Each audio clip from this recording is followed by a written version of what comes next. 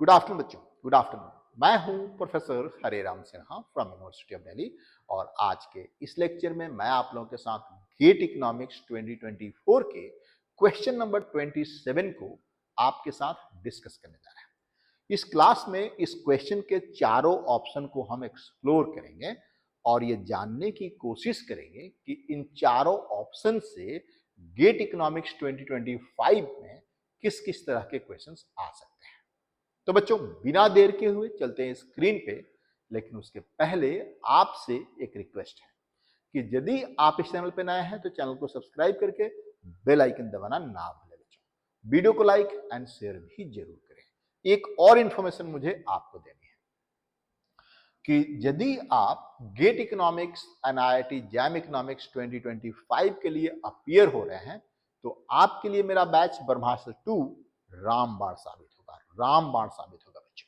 क्योंकि इस बैच में मैं आप लोगों को दे रहा हूं 250 घंटे का video lecture plus live lecture जिसमें हम क्वेश्चन डिस्कस करेंगे, पीडीएफ नोट्स जो कि हाई क्वालिटी होते हैं, सारे के सारे पीडीएफ नोट्स मेरे बनाए हुए होते हैं, practice question, MCQs, MSQs and NAT, ये सारे के सारे क्वेश्चंस मेरे बनाए हुए हैं प्रीवियस ईयर क्वेश्चन के बेसिस पे।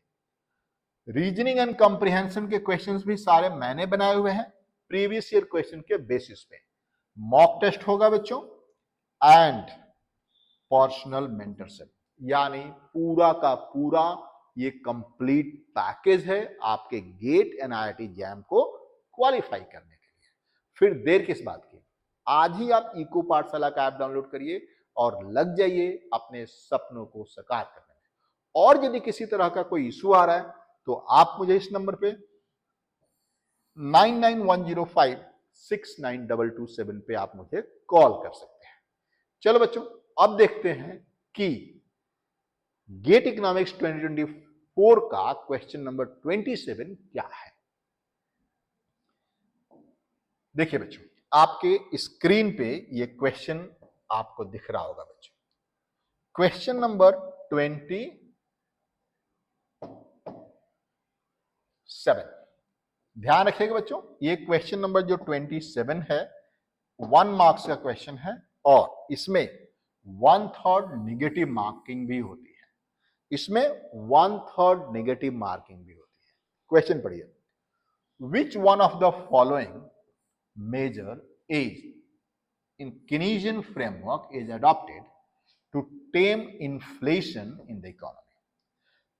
इसमें से कौन सा मेजर, कौन सा स्टेप्स लिया जाता है Keynesian फ्रेमवर्क में इन्फ्लेशन को कंट्रोल करने के लिए। आई रिपीट अगेन, इन्फ्लेशन को कंट्रोल करने के लिए नीचे दिए गए ऑप्शन में से कौन सा ऑप्शन हम चूज करते हैं इन्फ्लेशन को कंट्रोल करने के लिए। इसमें कौन कौन सा ऑप्शन है बच्चों, आपके सामने है ऑप्शन, आप देख सकते हैं आपके सामने ऑप्शन है बच्चों। आपके सामने जो ऑप्शन है उसमें reduction in government spending, reduction in bank rate, reduction in repo rate and increase in merchandise export. देखिए इस क्वेश्चन का आंसर हम अभी नहीं बताएंगे, इन सारे ऑप्शन को मैं पहले आपके साथ डिस्कस करूंगा और फिर अपने आप इस क्वेश्चन का आंसर आपके पास आ जाएगा। देखिए प्लीज स्टार्ट करते हैं बच्चों। आपको पता है बच्चों कि इन्फ्लेशन का वन ऑफ द रीजन होता है एग्रीगेट डिमांड। एग्रीगेट डिमांड यदि बढ़ता है एक सर्टेन पॉइंट के बियॉन्ड, तब वो इन्फ्लेशन का कारण बनता है, ठीक है ना। तो आप यहां पे देख सकते हैं कि एग्रीगेट डिमांड या फिर aggregate expenditure is equals to क्या होता है बच्चों, consumption plus investment plus government purchase plus net export, है ना बच्चों, यही होता है ना ओपन इकोनॉमी में। एग्रीगेट डिमांड या फिर aggregate expenditure equals to consumption, investment, government purchase plus net export होता है। और डायग्रामेटिकली आप इसको इस तरीके से हर बार इसको, ये कोई बहुत बड़ा रॉकेट साइंस नहीं है आपके लिए, आप जानते हैं बच्चों इसको। ये देखिए यहां पे आप लेते हैं क्या, एग्रीगेट डिमांड, एग्रीगेट सप्लाई और प्राइस, है ना बच्चों। ये आपका एग्रीगेट सप्लाई होता है, एग्रीगेट सप्लाई, और ये होता है एग्रीगेट डिमांड, है ना बच्चों। यहां पे आपका इनकम होता है। क्लियर है? ये आप लोग बहुत सिंपल फ्रेमवर्क है। यहां पे आप देख सकते हैं कि ये आपका एक इकोनॉमी में प्राइस लेवल होता है ना। हम ऑप्शन ए की अभी बात कर रहे हैं, और ये एक इकोनॉमी में इनकम लेवल होता है। मान लीजिए कि ये income at full employment level है, income at full employment level, ठीक है। तो उस केस में ये जो एग्रीगेट सप्लाई होगा, ये जो एग्रीगेट सप्लाई होगा उसका शेप पता है क्या होगा, यहां तक तो जाएगा और फिर यहां से वर्टिकल हो जाएगा, यहां से ये वर्टिकल हो जाएगा, है ना बच्चों। लेकिन क्वेश्चन पूछ रहा है, क्वेश्चन क्या पूछ रहा है, कीनेसियन फ्रेमवर्क में, कीनेसियन फ्रेमवर्क में, यानी ये एग्रीगेट सप्लाई अपवर्ड स्लोपिंग होगा, इसलिए ये जो हमने वर्टिकल बनाया उससे कुछ लेना देना नहीं है। तो अब आप देखिए बच्चों, मान लेते हैं कि एग्रीगेट डिमांड आपका बढ़ता है, एग्रीगेट डिमांड बढ़ता है, तब इन्फ्लेशन यानी प्राइसेस बढ़ेंगे ना बच्चों, बढ़ेंगे नहीं बढ़ेंगे, पाई 1 या फिर ये P1 हो गया, इन्फ्लेशन बढ़ गया। तो अब हमारा क्वेश्चन क्या है, इन्फ्लेशन को कंट्रोल करने के लिए कौन सा उपाय किया जाए, कौन सा उपाय किया जाए। तो देखिए यहां पे, वहां पे ऑप्शन एक ही दिया गया, लेकिन यहां पे आपके पास बहुत सारे ऑप्शन है। इन्वेस्टमेंट कम किया जा सकता है बच्चों, गवर्नमेंट स्पेंडिंग कम किया जा सकता है, कंजम्पशन कम किया जा सकता है, या फिर मर्चेंडाइजिंग एक्सपोर्ट कम किया जा सकता है ना। इसमें से कुछ भी आप कम करेंगे तो एग्रीगेट डिमांड कम होगा, और एग्रीगेट डिमांड के कम होने से इन्फ्लेशन को कंट्रोल आप कर पाएंगे। लेकिन ऑप्शन अपने पास क्या है, अपने पास ऑप्शन है रिडक्शन इन गवर्नमेंट स्पेंडिंग। क्या है बच्चों आपके पास, रिडक्शन इन गवर्नमेंट स्पेंडिंग। तो आपका आंसर ए होगा। लेकिन इसके अलावा भी यदि आपके गवर्नमेंट स्पेंडिंग ना दिया गया हो तो इन्वेस्टमेंट भी कम किया जा सकता है, कंजम्पशन को भी किसी न किसी तरीके से टैक्स लगा करके या सीलिंग लगा करके कम किया जा सकता है, एक्सपोर्ट को भी कम किया जा सकता है। बहुत सारे ऑप्शन है, आप एक्सपोर्ट टैक्स लगा दीजिए या फिर क्वांटिटी रिस्ट्रिक्शन कर दीजिए, बहुत सारे ऑप्शन है, उसको भी आप कम करके इन्फ्लेशन को कम कर सकते हैं वाया एग्रीगेट डिमांड, है ना। ऑप्शन आंसर आपको मिल गया। अब आप एक और चीज देखिए यहां पे, दूसरा है आपका रिडक्शन इन बैंक रेट। यदि बैंक रेट को रिड्यूस किया जाए तो क्या इन्फ्लेशन कंट्रोल हो पाएगा कि नहीं हो पाएगा। तो आपको जानते हैं बच्चों आप लोग, बैंक रेट क्या होता है, bank rate is the rate at which central bank grant loan to the commercial bank. अब देखिए, यदि बैंक रेट कम होता है, यदि बैंक रेट कम होता है तो कमर्शियल बैंक को इजीली सस्ते दामों पे लोन मिल जाएगा, और वो लोन पब्लिक में वो सस्ते दामों पे बांटेगा, यानी मनी सप्लाई बढ़ जाएगी, उससे इन्फ्लेशन बढ़ेगा, है ना। तो इसको भी देखिए, बी वाले केस में क्या है बच्चों, बी वाले केस में देखिए please, reduction in bank rate, है ना, reduction in bank rate.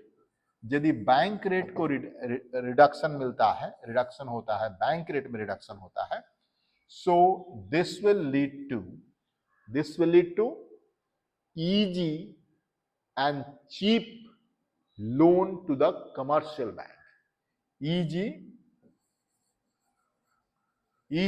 and cheap loan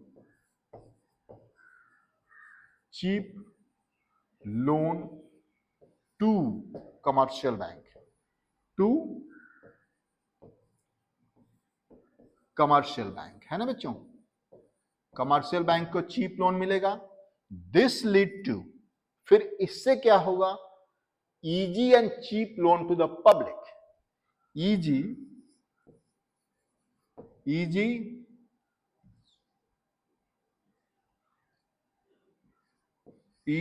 and cheap loan, easy and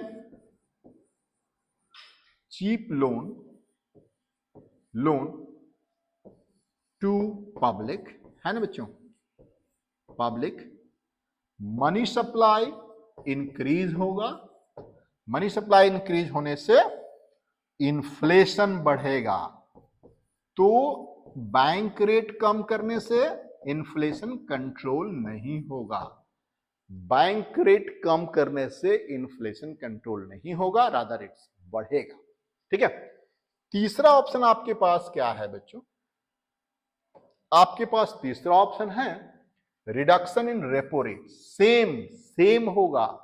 repo rate क्या है बच्चों, रेपो रेट पे अगेन जिसपे सेंट्रल बैंक कमर्शियल बैंक को लोन देता है, आप देखिए please, reduction in repo rate, C option. तीसरा ऑप्शन यहां पे मैं आपके साथ एक्सप्लोर करना हूं, रिडक्शन इन रेपो रेट, है ना, रिडक्शन इन रेपो रेट। क्या होगा बच्चों, सेम चीज, क्या होगा ये, easy and cheap loan to commercial bank, है ना। फिर सेम चीज, easy and cheap loan to public by commercial bank. जब कमर्शियल बैंक को सस्ता लोन मिल जाएगा तो पब्लिक को भी सस्ता लोन देगा, मनी सप्लाई बढ़ेगा बच्चों, मनी सप्लाई बढ़ सकता है, दिस विल लीड टू